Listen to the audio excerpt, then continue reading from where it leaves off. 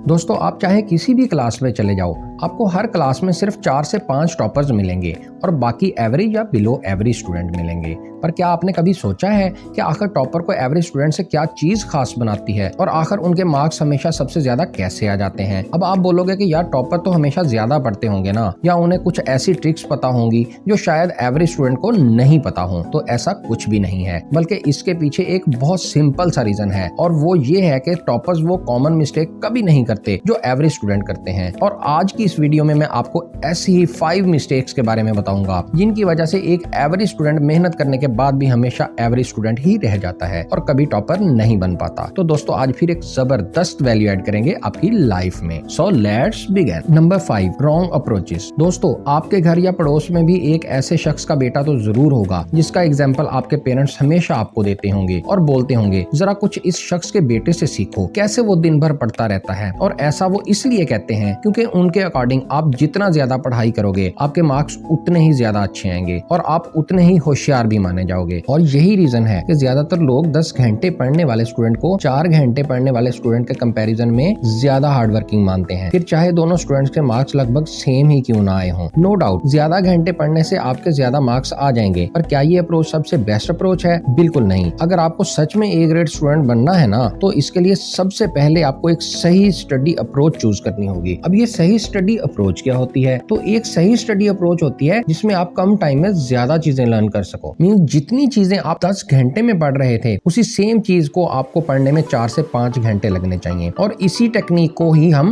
Active recall technique कहते हैं। एक एवरेज या बिलो एवरेज स्टूडेंट हमेशा पैसिव टेक्निक का यूज करता है। पैसिव टेक्निक मतलब रट्टा मारना या एक ही चीज को बार बार पढ़ना। अगर आप कुछ पढ़ते हो और सिर्फ 2 दिन के अंदर आपका डब्बा गुल हो जाता है, तो आप भी पैसिव रिकॉल टेक्निक का यूज करते हो। Active recall technique is the one of best study approach, जिसका यूज करके आप किसी भी कॉन्सेप्ट को ना सिर्फ जल्दी समझ सकते हो, बल्कि आप उस कॉन्सेप्ट को ज्यादा दिनों तक याद भी रख सकोगे। क्योंकि पढ़ने से भी ज्यादा इंपॉर्टेंट होता है कि आपको पढ़ा हुआ कितने दिनों तक याद रहता है। और इसीलिए नेक्स्ट पॉइंट जो आपको टॉपर बनने के लिए ख्याल रखना है वो है number 4, retain what you study. दोस्तों, जरा इस कर्व को ध्यान से देखो। ये एक फॉरगेटिंग कर्व है जो ये दिखाता है कि कैसे आपका दिमाग किसी कॉन्सेप्ट को पढ़ने के कुछ ही दिनों बाद 90% तक भूल चुका होता है। और ऐसा इसलिए होता है क्योंकि हम ह्यूमंस के दिमाग में तरह तरह की चीजें और इन्फॉर्मेशन स्टोर होती हैं, जिनमें से 90 से 95% इन्फॉर्मेशन हमारे किसी काम की नहीं होती। लाइक आप दिन भर जितनी भी चीजें देखते हो, सुनते हो, वो सब चीजें आपके दिमाग में टेम्परेरीली स्टोर हो जाती हैं। और क्योंकि वो इन्फॉर्मेशन आपके लिए इतनी इंपॉर्टेंट नहीं होती, इसलिए आपका दिमाग वो सभी इन्फॉर्मेशन भूलना शुरू कर देता है। अब यही सेम चीज आपकी पढ़ाई के साथ भी होती है, क्योंकि आपके दिमाग को ये नहीं पता होता कि कौन सी इन्फॉर्मेशन आपके काम की है और कौन सी नहीं। इसलिए जो कॉन्सेप्ट और टॉपिक आप रट कर याद करते हो, वो कॉन्सेप्ट आपके दिमाग में टेम्परेरीली स्टोर हो जाती हैं और आपको लगता है कि आपको वो चीज याद हो गई है। पर कुछ ही दिनों में आपका दिमाग उस कॉन्सेप्ट को एक नॉर्मल इन्फॉर्मेशन मानकर भूलना शुरू कर देता है और आप उसे कुछ ही दिनों में भूल जाते हैं। अब अगर आपको किसी कॉन्सेप्ट को ज्यादा दिनों तक याद रखना है, तो इसके लिए आपको अपने दिमाग को बताना होगा कि ये कॉन्सेप्ट आपके लिए इम्पोर्टेंट है। और ऐसा करने के लिए आपको सिर्फ एक छोटा सा काम करना होगा और वो काम है रिवीजन। दोस्तों, जिस कर्व को आपने पहले देखा था, वही सेम कर्व रिवीजन करने के बाद कुछ इस तरह दिखने लगता है। किसी भी कॉन्सेप्ट को परमानेंट मेमोरी में स्टोर करने के लिए आपको उसे कम से कम 4 से 5 बार रिवाइज करना होगा, जिसमें सबसे पहला रिवीजन पढ़ने के जस्ट दूसरे दिन होगा और दूसरा रिवीजन आपको 1 हफ्ते बाद करना है और तीसरा रिवीजन 3 से 4 हफ्ते बाद और इसी तरह फाइनल रिवीजन 1-2 महीने बाद आपको करना होगा। जब आप किसी एक चैप्टर को 4 से 5 बार रिवाइज कर लोगे ना, तो आपके दिमाग को लगेगा कि वो चीज आपके लिए सच में बहुत ज्यादा इंपॉर्टेंट है और वो उसे परमानेंट मेमोरी में स्टोर कर लेगा। Number 3, best time. इंटरनेट पर आपको हजारों आर्टिकल्स और वीडियोस मिल जाएंगे जिसमें पढ़ने का बेस्ट टाइम बताया गया है। किसी में सुबह पढ़ना बेस्ट बताया गया है, किसी में रात को पढ़ना। पर साइंस के अकॉर्डिंग ऐसा कोई टाइम एग्जिस्ट ही नहीं करता जिसमें सब लोगों की अच्छे से पढ़ाई हो सके। ये time person to person depend करता है। किसी की सुबह अच्छे से पढ़ाई होती है तो किसी की रात में। और ऐसा इसलिए है क्योंकि आपकी नींद और बाकी बहुत सी एक्टिविटीज आपके डीएनए के ऊपर डिपेंड करती हैं। और जिस तरह से आपका दिमाग बचपन से डिजाइन हुआ है, उसी के अकॉर्डिंग आपके लिए पढ़ने का बेस्ट टाइम डिजाइन होता है। फॉर एग्जाम्पल, पर्सनली मुझे ना सुबह पढ़ने का मन करता है और ना ज्यादा रात में। हाँ, मेरे कुछ दोस्त रात के 2 बजे से 3 बजे तक पढ़ लेते हैं, तो कुछ सुबह के 4 से 5 बजे तक पढ़ाई करते हैं। पर इसका मतलब ये नहीं है कि सुबह पढ़ने वालों के मार्क्स अच्छे आ जाते हैं और रात में पढ़ने वालों के नहीं। ये टोटली आपके दिमाग और रिदम के ऊपर डिपेंड करता है, क्योंकि पढ़ाई में सबसे ज्यादा जरूरी होता है कंसंट्रेशन। आप तभी स्टडीज में कंसंट्रेट कर पाओगे जब आप अपने सूटेबल टाइम पर पढ़ाई करोगे। और आपके लिए कौन सा टाइम सबसे बेस्ट टाइम है, ये तो आपको ही सबसे अच्छे से पता होगा। और अगर आपको नहीं पता तो आप कुछ दिन सुबह उठकर या रात में पढ़ाई करके चेक कर सकते हो कि दिन भर कौन से टाइम आपके पास सबसे ज्यादा एनर्जी होती है, और फिर उस टाइम के अकॉर्डिंग आप अपने लिए बेस्ट टाइम डिसाइड कर सकते हो। Number 2, critical thinking skill. चौथा इंपॉर्टेंट रीजन जिसकी वजह से आप टॉपर स्टूडेंट नहीं हो, वो है आपकी critical thinking ability. Critical thinking का मतलब होता है किसी भी टॉपिक को आप डीपली कितना अच्छी तरह से समझकर पढ़ पाते हो। क्रिटिकल थिंकिंग डेवलप करने का सबसे बेस्ट वे है कि आप ज्यादा से ज्यादा क्वेश्चंस को सॉल्व करो। फॉर एग्जांपल, किसी भी टॉपिक या चैप्टर को खत्म करने के बाद आप उस चैप्टर या टॉपिक से रिलेटेड क्वेश्चन प्रैक्टिस कर सकते हो। अब इसके लिए आप सिंपली गूगल से उस टॉपिक से रिलेटेड प्रीवियस ईयर्स के क्वेश्चन सर्च करो, आपके पास कई सारे इंपॉर्टेंट क्वेश्चंस आ जाएंगे। अब यहाँ पर एवरेज स्टूडेंट्स एक बहुत बड़ी गलती करते हैं, जो कि मैं खुद भी अपनी स्कूल लाइफ में किया करता था, और उस गलती की वजह से एवरेज स्टूडेंट्स की क्रिटिकल थिंकिंग कभी डेवलप हो ही नहीं पाती। वो गलती ये है कि हम में से ज्यादातर लोग क्वेश्चन देखकर फौरन उसका आंसर भी देखने लगते हैं और उसी आंसर को याद कर लेते हैं, जबकि ये टेक्निक बहुत ही खराब है। बल्कि इसकी जगह आपको सिर्फ क्वेश्चन देखने चाहिए और उन सभी क्वेश्चन को किसी नोटबुक में नोट कर लेना चाहिए,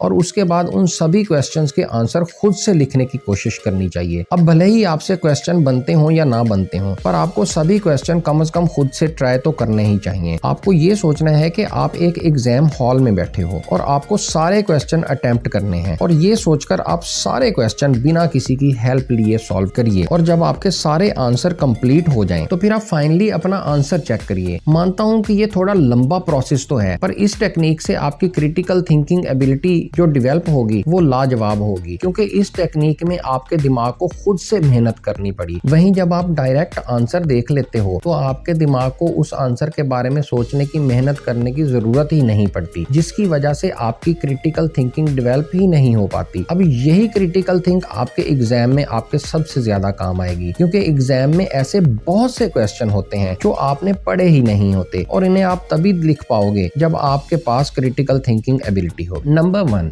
गुड स्लीप। मैं गारंटी के साथ बोल सकता हूँ कि आप में बहुत से लोग जो इस वीडियो को देख रहे हैं, इन्हें एक अच्छी नींद का इंपॉर्टेंस नहीं पता होगा, और अगर पता भी होगा तो वो उसे जरूर इग्नोर करते होंगे। नेशनल इंस्टीट्यूट ऑफ हेल्थ की रिपोर्ट्स के मुताबिक 70% से ज्यादा स्टूडेंट्स 8 घंटे की नींद भी अच्छे से नहीं लेते, जिसकी वजह से ना सिर्फ उनकी मेंटल हेल्थ खराब होती है, बल्कि उन्हें कई तरह के problems like depression and anxiety का भी सामना करना पड़ता है। एक अच्छी नींद आपके ब्रेन की मेमोरी पावर को कई गुना बढ़ा देती है, और ऐसा हम नहीं कह रहे, बल्कि दुनिया के कई रिसर्चर्स ने ये बात प्रूव की है। यूनिवर्सिटी ऑफ कैलिफोर्निया के स्लीप साइंटिस्ट डॉक्टर वाकर के अकॉर्डिंग एक अच्छी नींद लेने के दौरान हमारा ब्रेन 3 फेजेज से होकर गुजरता है, जिसमें पहला फेज लाइट स्लीप का होता है, दूसरा फेज डीप स्लीप का, और तीसरा फेज सबसे इंपॉर्टेंट फेज है जो रैपिड आई मूवमेंट का होता है। इन तीनों फेजेस के दौरान आपका ब्रेन वो सभी एक्टिविटीज रिकॉल करता है जो आपने दिन भर किए होते हैं, और ब्रेन उन सभी एक्टिविटीज को एक दूसरे से कनेक्ट करने की कोशिश करता है, जो कि इवेंचुअली आपकी मेमोरी स्ट्रेंथ को मजबूत करता है। वैसे तो इसके ऊपर डिटेल साइंस एक्सप्लेनेशन अवेलेबल है, पर अभी के लिए आप सिर्फ इतना ही समझ लो कि आपकी नींद स्टडीज को काफी ज्यादा इफेक्ट करती है, और इसीलिए आपको मिनिमम 7 से 8 घंटे की क्वालिटी नींद तो लेनी ही चाहिए। अब क्योंकि आपने यहाँ तक वीडियो देखा है, that means you are really serious student, और इसके लिए मैं आपको एक लास्ट टिप देना चाहूंगा। Don't take an identity. इसका सीधा और सिंपल सा मतलब ये है, आप कभी भी खुद से कोई आइडेंटिटी मत जोड़िए। लाइक बहुत से स्टूडेंट्स खुद के साथ एक आइडेंटिटी जोड़ देते हैं कि वो लोग इस पर्टिकुलर सब्जेक्ट में अच्छे हैं